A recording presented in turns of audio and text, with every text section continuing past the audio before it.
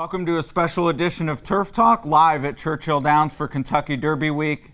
Very happy to be joined by Gary Young, clocker extraordinaire, in from Ocala. And Gary, pretty much out of the frying pan and into the fire this morning. I laid it down about 1:45 in the morning this morning, Ed, so I might need a nap today, but it's not one place I'd rather be this time of year. No, and you definitely got a good look at many strong contenders, including champion and likely Derby favorite Classic Empire right off the rip. Sounds pretty typical of what we see from the Cassie barn, a maintenance work coming into a big race. You know, it's his only work for the race. He's coming back in 3 weeks, and this is going to be his only work for the race. I don't think anyone questions whether the talent is there for this horse. It's just keeping him happy, keeping whatever attitude problems he has displayed in the past buried. And you just got the idea that it wasn't meant to be a serious work.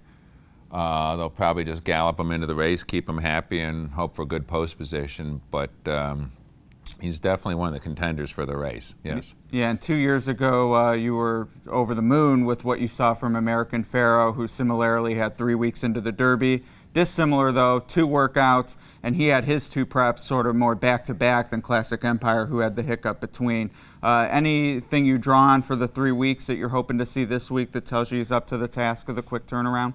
You just want to see him, you know, his weight looks good, and you just want to see him not have any attitude problems. You just want to see him go out there and do his job. And I mean, I'm sure everyone will be anxious to see how he acts on Saturday with 100 and some thousand people here and stuff like that. But there isn't too many Derby experts or whatever you might want to call him that are questioning whether he has the talent. It's just, is he ready to do this off of basically one race? Right. And is he capable of reproducing and moving forward off that race off of only 3 weeks in between? Those are the 2 questions. All right, well, we'll certainly be following up on that as he returns to the track. Todd Pletcher had his 4 out today.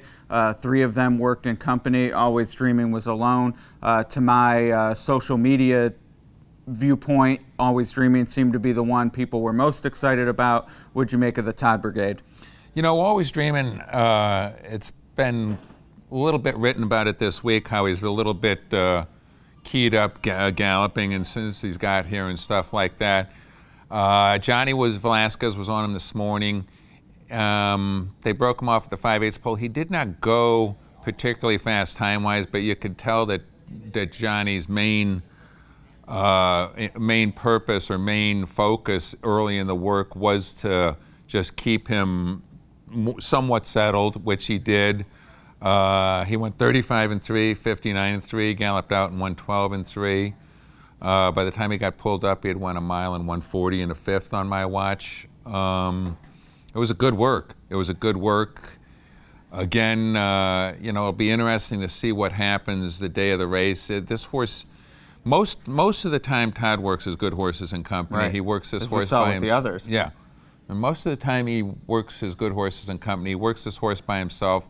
You get the idea that, you know, his engine is kind of on a little bit at most times, so it'll be interesting to see how he does on Saturday and everything. But it was pretty tough to knock that work this morning. It was. All right, so we won't. One work I did see knocked, so I'm interested to get your perspective, is Wood Memorial runner-up Battalion runner.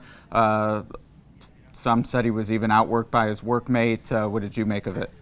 It wasn't. I'm sure that wasn't the work that Todd's most happy about this morning. I mean, but hey, look. I mean, horses have won off of works like that before. You know, I mean, it's not inscripted in stone that if they all ran like they work, I'd be playing golf in Hawaii every day by now. You know, but that's not the way it works. No, he didn't. He worked the horse that he had that was his company to keep him interested. Basically, wound up beating him by a half length late, and no, I wasn't too nuts about that. On the other hand, you know, Taprit's work with Patch, who is a notoriously average workhorse, Taprit looked good. Taprit did look good, and he's historically just an okay workhorse, but he looked pretty good today. He did. you know, it's be interesting because he was like on everyone's top 3, and then he dropped the ball in the bluegrass, but he did bounce back with a good work this morning. Yeah, I mean, looked good behind McCracken in the Sam Davis, and then won the Tampa Bay Derby, and State of Honor, who he defeated in the Tampa Bay Derby, runner-up in the Florida Derby behind Always Dreaming. You got to see him today as well. He won a half in like 48 and 4, and he looked okay. Looked okay. Once again, Cassie, the last work before the race, he's not looking for any land speed records. He's just looking to keep them where they're at fitness-wise and keep them happy, and he looked okay. He looked okay. It's really tough this year as far as what is, and we're going to find out on May 6th, but what was the best Derby prep? Right. You know, it really was. I mean, usually in past years you could say, well, this was a bad this, or this was, but it's really tough this year. I mean, Always Dreamin' and Classic Empire are probably going to be the first and second favorites, and the jury is still kind of out on as far as what they beat in their last prep for the race. Yeah, no, absolutely. And Irish War Cry beat Battalion runner. You'll get a first look at him next week when he ships in for Grand Motion. A couple other works to touch on. The big news yesterday among the news was Chad Brown saying that Practical Joke would get blinkers for the race. I believe he wore them today in his workout. What did you think? He went 101 and change with Rosario up. He was better than his company. Wasn't asked at any point. You know, Chad Brown's record speaks for itself, and he won his first Eclipse Award this year. Look, the jury's still out on whether this horse wants to go a mile and a quarter. But I could not knock his work this morning, but working 5/8 of a mile and running a mile and a quarter are 2 different things. Absolutely. Chad Brown, of course, learned from one of the best ever, Bobby Frankel, a trainer I'm sure you're very familiar with your time in California. Chad Brown, the stat from Steve Bick, 4 for 8 when adding blinkers for his Grade 1 or graded stakes races, pretty good. Do you know Bobby to have done this in the past, equipment changes into a big race? I mean, I know he threw blinkers on Empire Maker into the Florida Derby, and he won that, and then he came here and unfortunately had foot problems the week of the Derby, which probably kept him from winning the Derby. But he was not adverse to calling an audible at the line of scrimmage on a big play, Mr. Frankel. And I mean, it looked like when he threw the blinkers on Empire Maker, it looked like he was finally going to get the Derby that had eluded him, and you know, he was battling foot problems all week of the Derby. We know that. Right.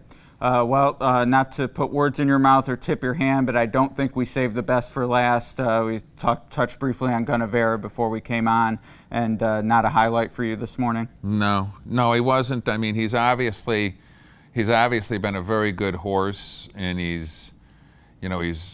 I think he's probably be qualified as an overachiever. I mean, he's not a big imposing horse, and he's done earned a lot of money and won some big races. His work this morning was not the one I'm going to be writing at the top of my report on twinspires.com. All right. Well, you're here for the honest impression, so we appreciate that. A lot of works. Don't want to get going too much longer, but you did get to see McCracken on the track today as well. And I know our intrepid videographer mentioned that Carl Nafsker was even on the scene today. Definitely one of the better stories of the Derby with Ian Wilkes. To me, I'm wondering if he's fast enough, but everyone says he certainly has looked good enough on the track in the morning. Looked good galloping this morning. It'll be very interesting to see how he works for the race. You know, Nafsker, both with street sense, you know, I mean, he just wants him to be peaking on that day, and I think reading between the lines, Mr. Wilkes was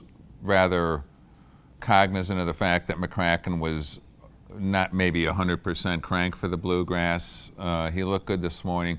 That'll be one of the big key works of the race, because he's 3 for 3 at Churchill, and you know, he's been around horses that have been brought to run their best race on Kentucky Derby Day, and maybe not in the race beforehand. Right, yep, that definitely seems to be the signals here, so we'll watch them closely as we get closer to Derby, and we'll continue talking to you as we get closer to Derby. Love having you here. Maybe we'll talk some Oaks horses too as we get into Derby week. Anything else from today? It was a whirlwind. It was a whirlwind. It was a pretty active 10 minutes there.